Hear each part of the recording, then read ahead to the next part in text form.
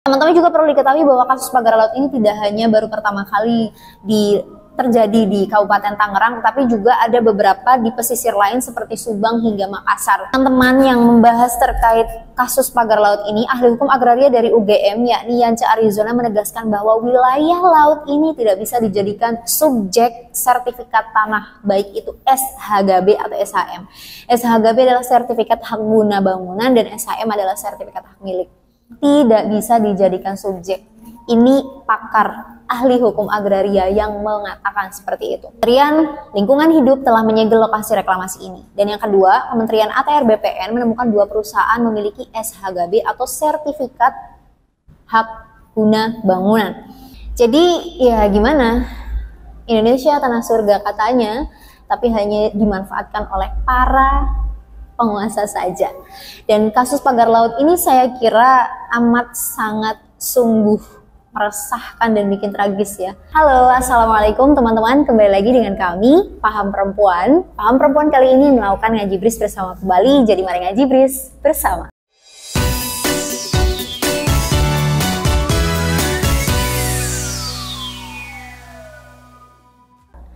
Ngaji bris kali ini kita akan membahas tentang isu yang sering banget kita dengar hari ini ya, trending topik gitu ya, tentang kasus pagar laut di perairan Kabupaten Tangerang.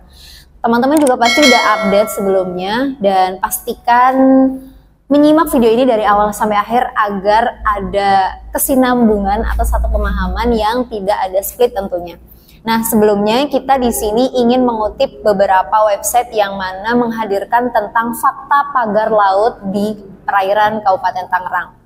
Nah, sebelum mengulas banyak kasus-kasus yang ada, mungkin aku layangkan terlebih dahulu gitu ya. Apa sih gitu definisi dari pagar laut dan kenapa pagar laut itu diadakan? Agak lucu juga teman-teman.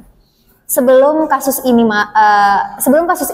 naik gitu ya, banyak sekali kasus-kasus yang lain tentang pemagaran itu tadi. Salah satunya ada pemagaran di Candi Borobudur di Magelang. Tetapi dalam hal ini kita harus membedakan bahwa ini yang akan kita ngaji brisin itu tentang pagar laut. Nah, pernyataan atau pengertian dari apa sih gitu ya pagar laut itu?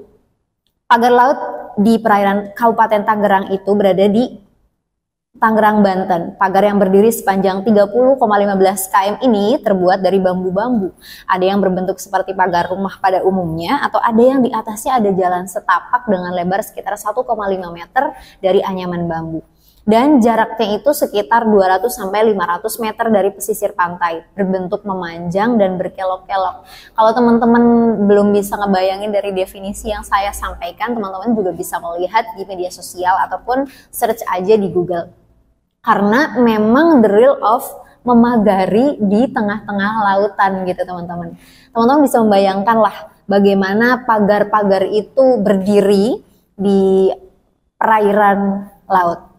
Nah, pagar laut ini membentang dari Kecamatan Teluk Naga sampai Kronjo, meliputi 16 desa di 6 kecamatan, yakni 3 desa di Kecamatan Kronjo, 3 di Kecamatan Kemiri, dan 4 di Kecamatan Mauk, 1 di Kecamatan Sukadiri, 3 di Kecamatan Pakuhaji, dan 2 desa di Kecamatan Teluk Naga.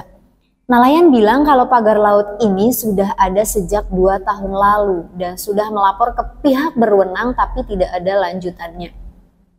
Jadi,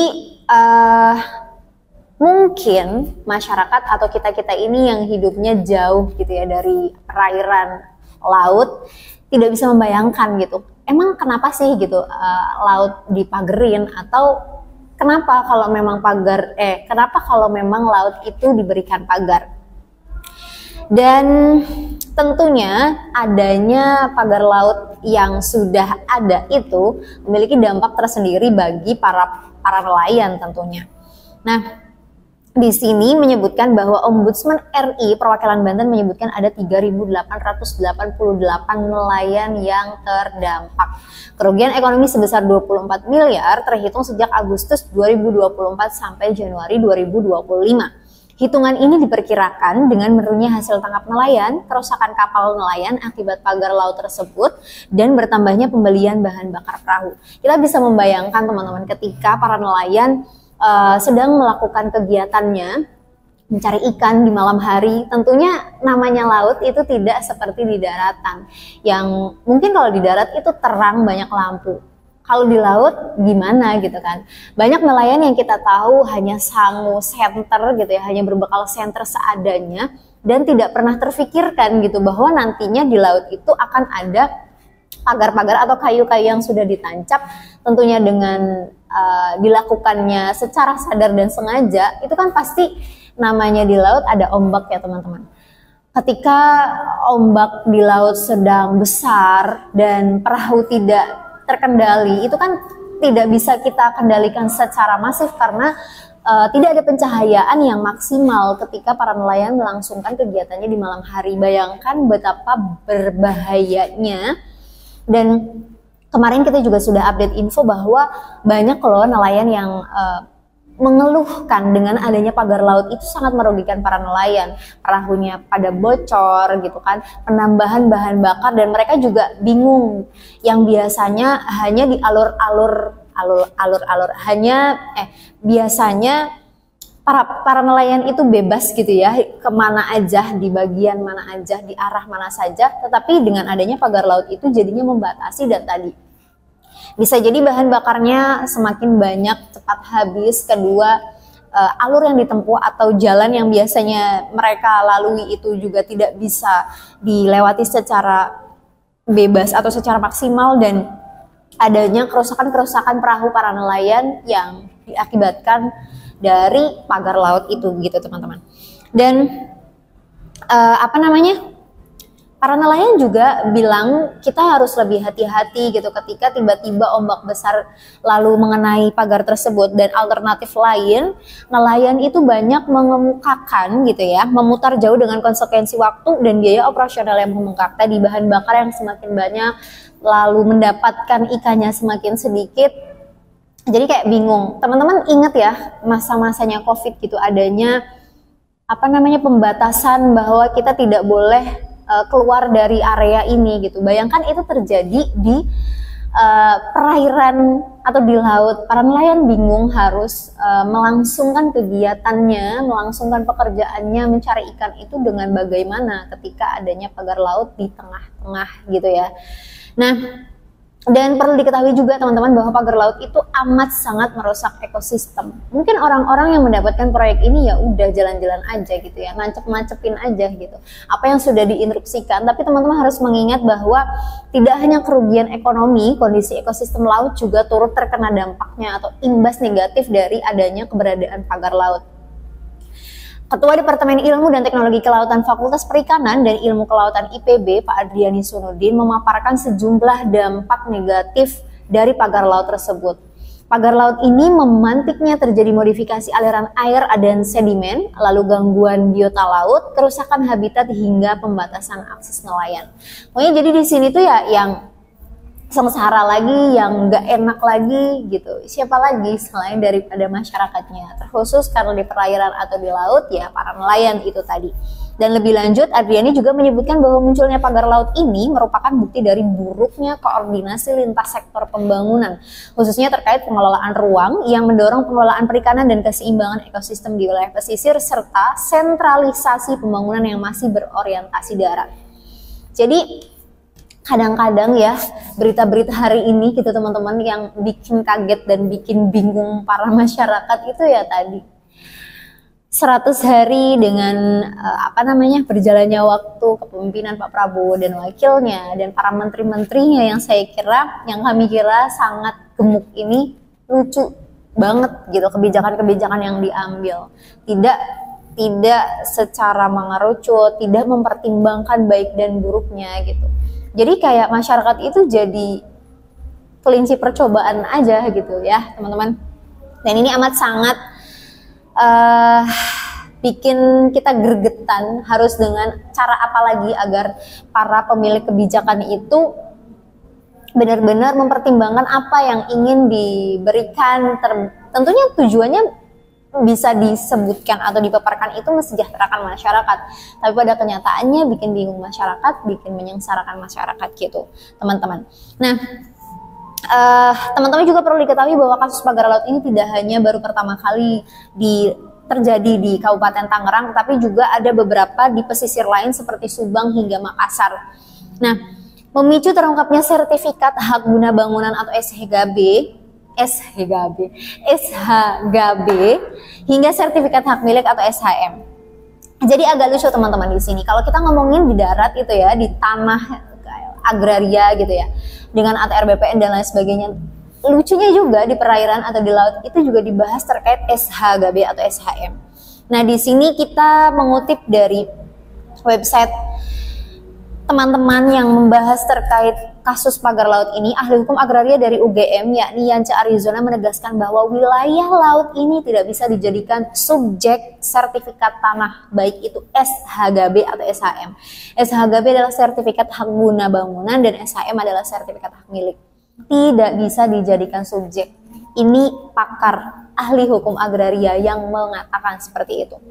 Jadi perlu diketahui nih siapa nih gitu ya, awal mula memberikan instruksi atau ide untuk melangsungkan pagar laut itu tadi.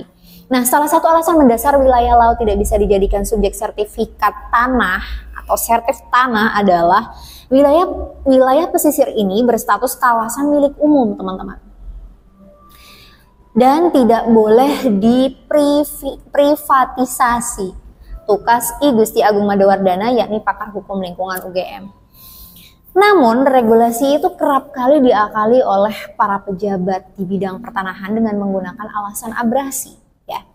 Nah, menurut manajer kampanye tata ruang dan infrastruktur wahana lingkungan hidup Indonesia atau WALHI Nasional Dwi Sawung, lalu gimana gitu ya modus kecurangan penerbitan surat kepemilikan di laut? Kalau kita logisin aja bingung ya teman-teman. ATR BPN yang mengukur tanah, misal tanah sengketa ataupun tanah-tanah yang belum memiliki sertifikat ini di laut, itu gimana cara ngukurnya? Kan lucu juga gitu.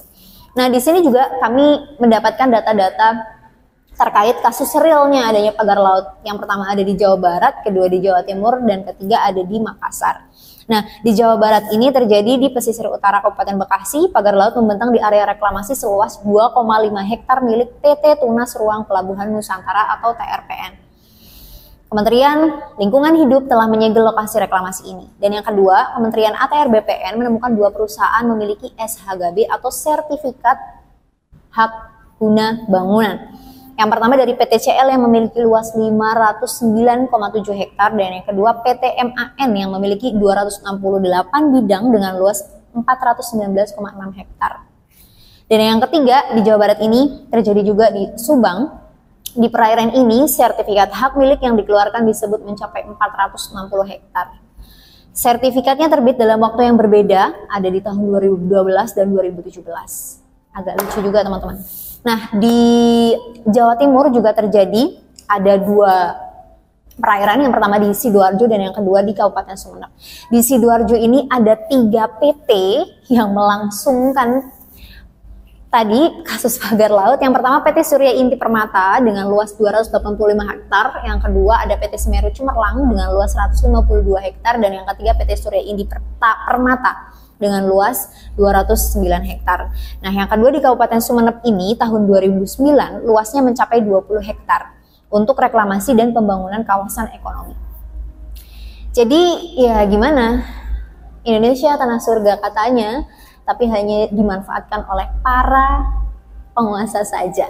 Dan kasus pagar laut ini saya kira amat sangat sungguh meresahkan dan bikin tragis ya. Kita-kita aja yang nggak hidup sebagai nelayan tuh merasakan bahwa itu akan menjadi salah satu polemik yang bikin susah, apalagi masyarakat yang mana profesinya sebagai nelayan.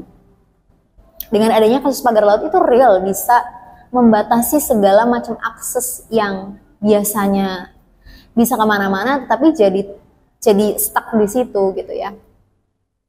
Lalu kasus pagar laut juga terjadi di Makassar teman-teman, seluas 23 hektar, sertifikatnya terbit sejak 2015.